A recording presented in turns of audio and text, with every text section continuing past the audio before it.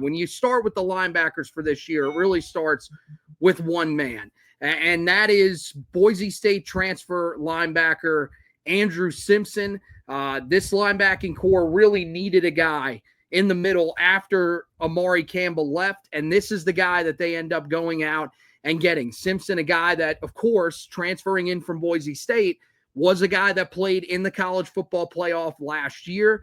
So far in his career, he's seen action in 40 games, including 25 starts. This past year as a junior, finished with 45 total tackles, 11 tackles for loss, 3 sacks, 24 quarterback pressures, 3 forced fumbles, and 1 interception. Not bad numbers by any stretch of the imagination.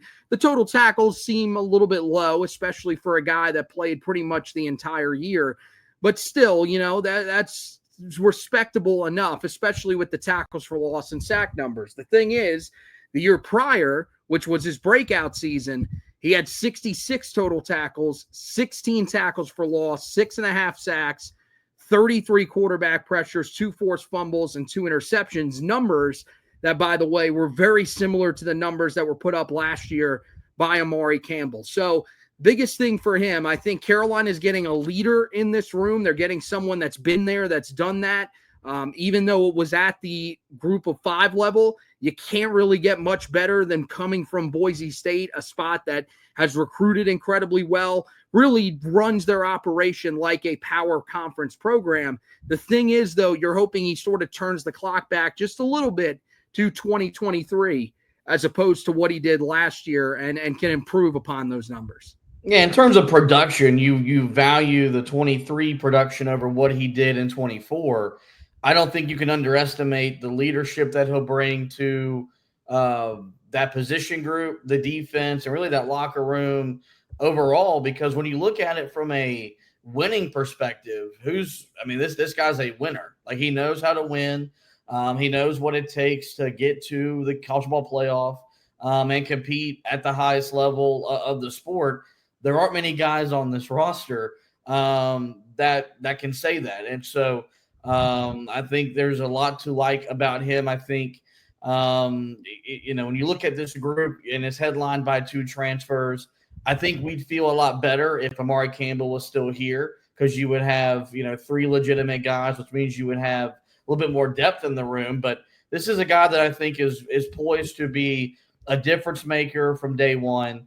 And I think he's one of the first guys we talked about the other night, where I think we feel a lot better about the back 7 than we do the front 4 going into the season. We got to see how it all plays out.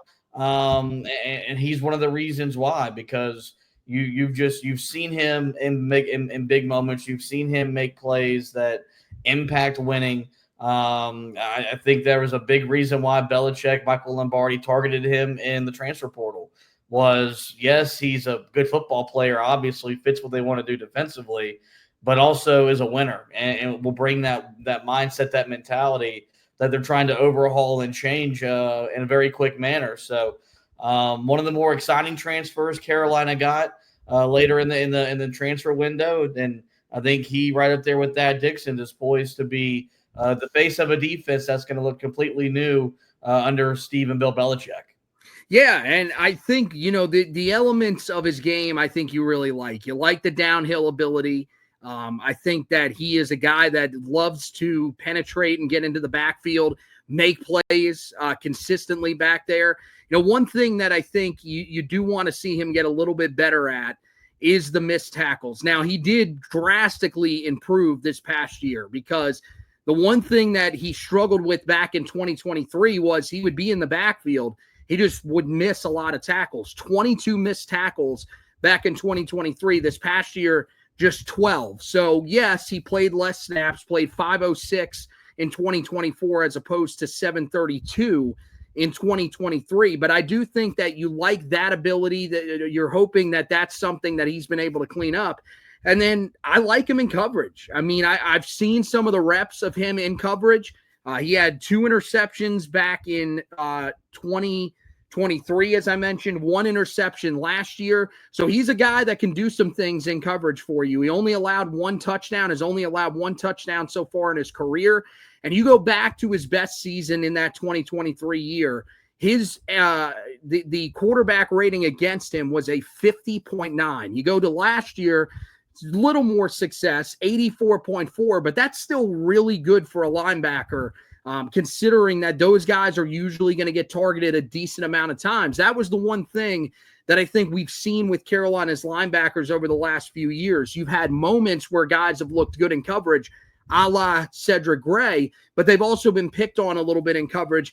I think that Andrew Simpson is the type of guy that can probably hold his own in coverage. The biggest thing is he just has to make sure that he's sure-handed with his tackles. Yeah, and I think that's going to be a welcomed, I think, change to the way Carolina is able to play defense in the passing game because, man, we saw it under all three defensive coordinators under Mac Brown. They put linebackers in conflict because they couldn't pass or they couldn't hold up in pass coverage. And you saw a lot of times they were, trying to, cover crossing routes where they just could not hold their own. And a lot of big plays happened over the middle of the field attacking that linebacker spot. I think with the missed tackles, I think that's where the Belichick effect, I think, is really going to be the most noticeable because something we talked about a lot during, and it was really under Gene Chizik and a little bit with Jeff Collins where the defense fell apart, was for the most part, they did a really good job of putting their guys in position to make plays. They just didn't make plays. On the flip side, though, there was no accountability. If they missed tackles, they just got put back on the field and were allowed to keep missing tackles. That ain't going to be the same case anymore. So when they're put in a position to make a play and they don't make a play, there's going to be repercussions for that. So I expect him to take another step forward to limit the missed tackles, and if that's the case, it'll go a long way for this defense. I think taking the step forward that it has to play or that it has to take because we talk about it every year how bad tackling is, at the college level. But I think a difference is this has been a much more physical camp. They're not kind of easing into it the way that they have under Mac Brown. This team will be ready to go, I think, from a physicality standpoint when we get to that TCU game, and you hope that translates onto the field, and then not missing tackles left and right. Yeah, and I think for him, the fact that he took a step in the right direction last year, became a little more polished, I think is certainly an encouraging sign. And I think he's going to know that that's an area of his game that has to be cleaned up if he's going to be out there under Belichick. Because as you said, doesn't matter if the guys are not necessarily as talented. If they are doing the fundamental things that they need to do, he will put them on the field over certain guys. So as good as Andrew Simpson is, and I think he's going to have a really strong season, I think it's going to be right up there with what Amari Campbell could have done for this team this year.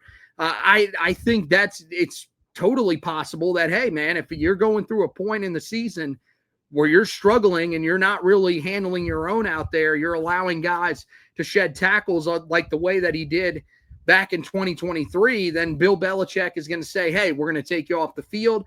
You need to get that cleaned up. But I think he's going to be a guy that's going to be pushing to potentially be an all-ACC caliber linebacker.